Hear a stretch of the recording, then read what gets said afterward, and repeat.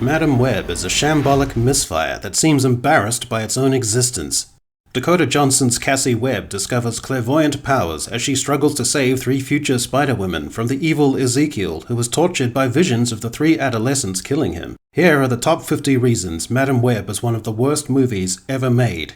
Cassie's pregnant mom, venturing into the Peruvian jungle in search of an elusive species of spider, then being shot by a manic assistant, then Peruvian tree spider people who are both primitive and speak eloquently refined English, rescuing Cassie's mom and immersing her in a healing mineral spa in the middle of the jungle. The remote clan of Peruvian spider people somehow having the literacy skills, connections, means of transport, and logistical know-how to set Cassie up as a baby with US citizenship. Director S.J. Clarkson being given the reins despite virtually no experience with a project anywhere near this scale. A script written by a pairing who have the most sustained and unerring track record of appalling flops and dumpster fires in contemporary cinema. Drastic mid-production script changes, which means, for an undetermined span, there was a script of less cohesion and quality, and with a less impressive dialogue than the finished product. Dakota Johnson coming across like a desensitized and emotionless victim from Invasion of the Body Snatchers, or if she were an AI version of herself that is glitching or hasn't rendered properly.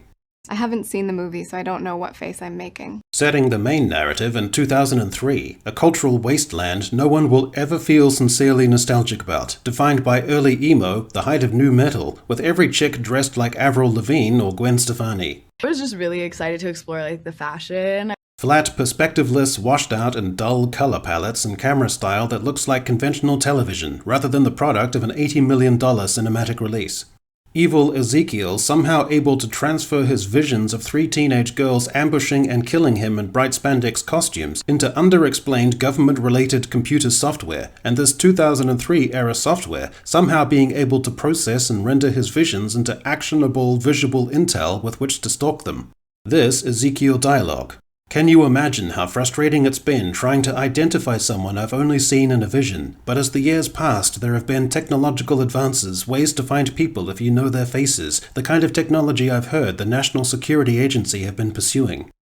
Ezekiel supported by a tech minion who searches CCTV footage throughout the state, tracking down the three teenage girls, and who, despite initially having moral qualms about enabling the slaughter of three adolescents, is immediately swayed by the rationale that they're teenagers now, but they won't always be.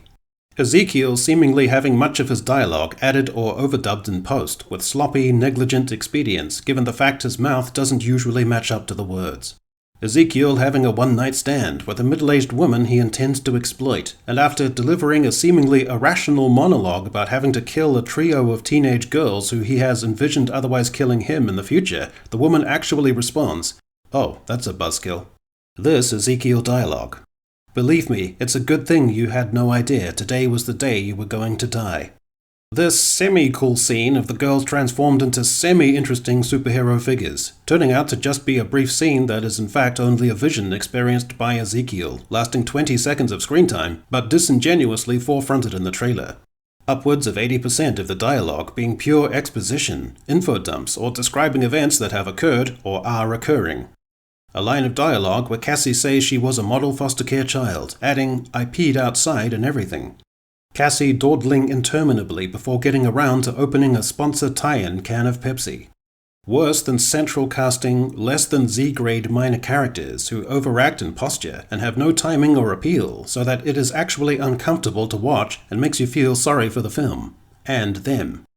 Cassie delaying this guy, technically resulting in his getting smashed into because she held him back to nag him about having a bad feeling, whereas if she had just let time run its natural course he wouldn't have been plowed into.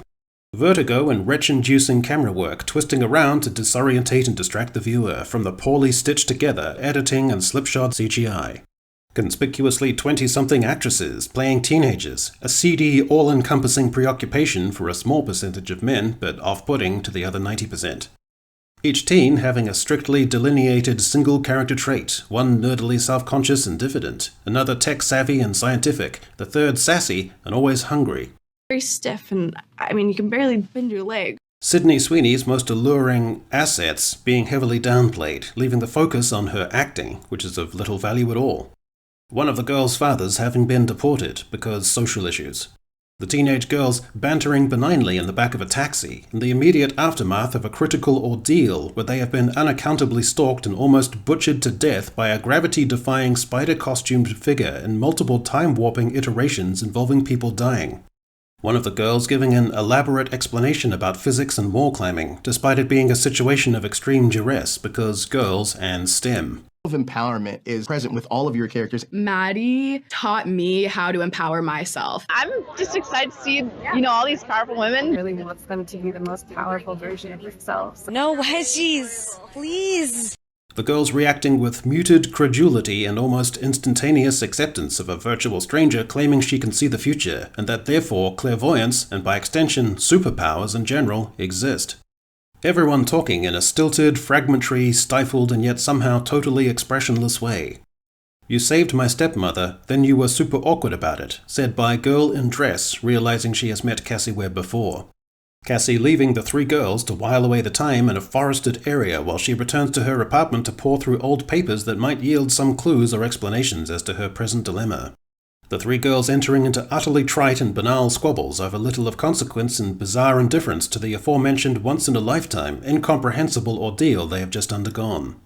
The three ostensible teenage girls dancing on a table in a diner in a confusing and off-putting display of pseudo-empowerment, rescued and recontextualized post-feminist sexual ownership, or just plain sluttiness, for the benefit of a group of adolescent boys. I had never seen an action scene to a Britney Spears song. Only a woman would think to do that. A man seeing the girls and recognizing them in a picture in a newspaper, despite the event of their abduction occurring on the same day. Cassie stating, "Hope the spiders were worth it, Mom," while searching through her mother's notebooks before learning the truth, and it being unclear what she was referring to, especially given the line is spoken with less emotion than Hannibal Lecter. Why? Cassie traveling to Peru to find the spider people who saved her mother, and tracking them down instantly, with no explanation. Cassie being able to make the trip despite being sought after by the authorities, and airport security being hyper-conscious in the still tense circumstances post 9/11. The "with great power comes great responsibility" line from previous Spider-Man projects being clumsily adapted so that one of Peru's spider people utters, "When you take on the responsibility, great power will come." A climactic face-off in a fireworks factory, which would more likely cause a chain reaction of explosions that would incinerate half a city block and shroud 10 more blocks in a pall of carcinogenic black smoke. Cassie running down evil Spider-Man in a vehicle twice. Cassie enticing a helicopter into a danger zone, culminating with the helicopter being destroyed. Sam bringing the three girls in tow to the hospital with his wife, who was going into labor, so that they can be present when the plot requires it. Mary Parker goes into labor and declares that either her water has broken or she's peed herself. Madam Webb inexplicably dividing into 3 copies of herself at the film's climax. The exchange, "You're just like your mom." "Yes, I am." The exchange, "You can't beat me with just your mind. What makes you so sure?" The villain being crushed to death by product placement. Cassie's sanguine, cheerful attitude to being blind. The final spoken words, "You know the best thing about the future? It hasn't happened yet." A perfectly meaningless little titbit of soul-corroding nothingness. In its sheer mind-boggling awfulness, Madam Webb represents the death of the superhero genre, the burning of the superhero genre to the ground, and then the returning in the middle of the night to piss on the superhero genre's ashes.